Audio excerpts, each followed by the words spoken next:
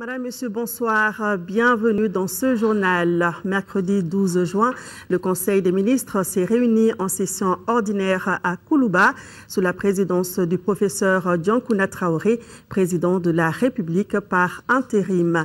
Après l'examen des points de l'ordre du jour, le Conseil a adopté des projets de texte et procédé à des nominations. Le contenu de ce Conseil, c'est tout de suite.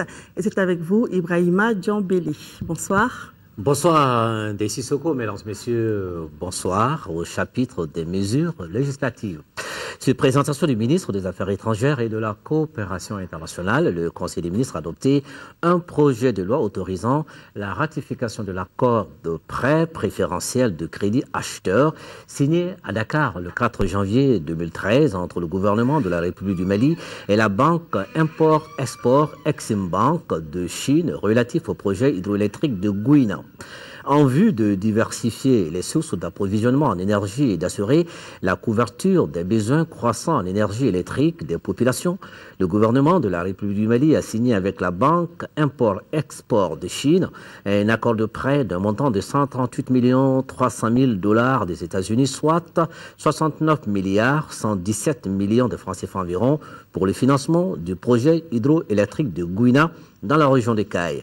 Les principales composantes de ce projet sont la construction des barrages à béton avec ceux déversant sur toute sa largeur, la construction d'une usine hydroélectrique d'une puissance de 140 MW et d'un productible de 620 GWh, la réalisation d'un canal d'amenée de 287 mètres de longueur et d'un canal de fuite de 423 mètres de longueur, la réhabilitation de la piste existante et du pont au niveau de la cimenterie de Diamou, la réalisation d'une ligne haute tension de 125 kV raccordant la station de Gouina au poste de Médine, non loin de Caille.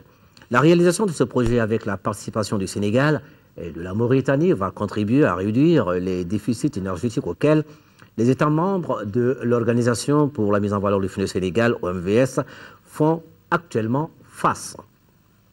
Sur présentation du ministre de l'Élevage et de la Pêche, le Conseil des ministres a adopté un projet de loi portant création de la cellule d'appui à la valorisation des sous-produits d'abattage. La production des sous-produits d'abattage est estimée à 23 010 tonnes par an, soit 76,7 tonnes par jour pour les abattages contrôlés. Ce chiffre est appelé à augmenter avec l'accroissement démographique, le changement des habitudes alimentaires et l'exportation de la viande à la place de bétail sur pied. Dans le souci d'accroître la contribution des secteurs de l'élevage à la croissance économique, notre pays a entrepris des actions visant à valoriser les sous-produits d'abattage par leur transformation en farine animale, en engrais et en énergie. Le projet de valorisation des sous-produits d'abattage initié dans ce cadre a bénéficié d'un prêt de la Baléa clôturé en 2012. En vue de consolider les acquis du projet et permettre la valorisation des sous-produits d'abattage à l'échelle nationale, il est apparu nécessaire de créer une structure pérenne pour mieux prendre en compte la problématique de la gestion et de la valorisation des sous-produits d'abattage. La création de la cellule d'appui à la valorisation des sous-produits d'abattage répond à cette préoccupation. La cellule, qui sera créée sous forme de service rattaché à la direction des productions et des industries animales, aura pour mission de coordonner et d'appuyer les activités de promotion et de valorisation des substances et matières issues de l'abattage d'animaux de boucherie. Elle devra contribuer à la mobilisation des financements, au renforcement des capacités et à la mise en synergie des acteurs du secteur. Au chapitre des mesures réglementaires, sur le rapport du ministre de l'Éducation, de l'Alphabétisation et de la Promotion des langues nationales, le Conseil des ministres a adopté un projet de décret portant allocation d'indemnités au personnel chargé des examens scolaires et concours professionnels. Les indemnités accordées au personnel chargé des examens scolaires et concours professionnels avaient été fixées par un décret du 4 juin 1998, modifié en 2007. Dans le cadre de l'amélioration des conditions de vie et de travail des enseignants, le gouvernement a engagé en 2011 des négociations avec les syndicats de l'éducation. La mise en œuvre de l'accord conclu avec les syndicats a rendu nécessaire la rélecture du décret numéro 98-194 du 4 juin 1998, modifié portant allocation d'indemnité au personnel chargé des examens scolaires et concours professionnels.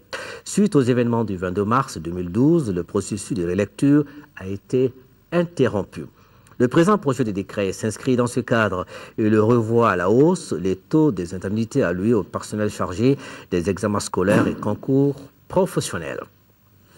Sur le rapport du ministre de l'Économie, des Finances et du Budget, le Conseil des ministres a adopté un projet de décret portant approbation du marché relatif à la fourniture, à l'installation des équipements de production et à la construction d'un bâtiment devant abriter les équipements de la chaîne 2 TV de l'ORTM.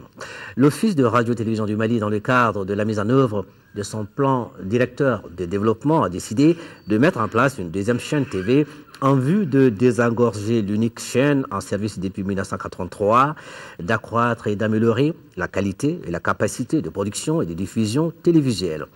Le présent marché conclu dans le cadre de la réalisation de ce projet porte sur la fourniture, l'installation des équipements de production et la construction d'un bâtiment devant abriter les équipements de la chaîne 2 TV.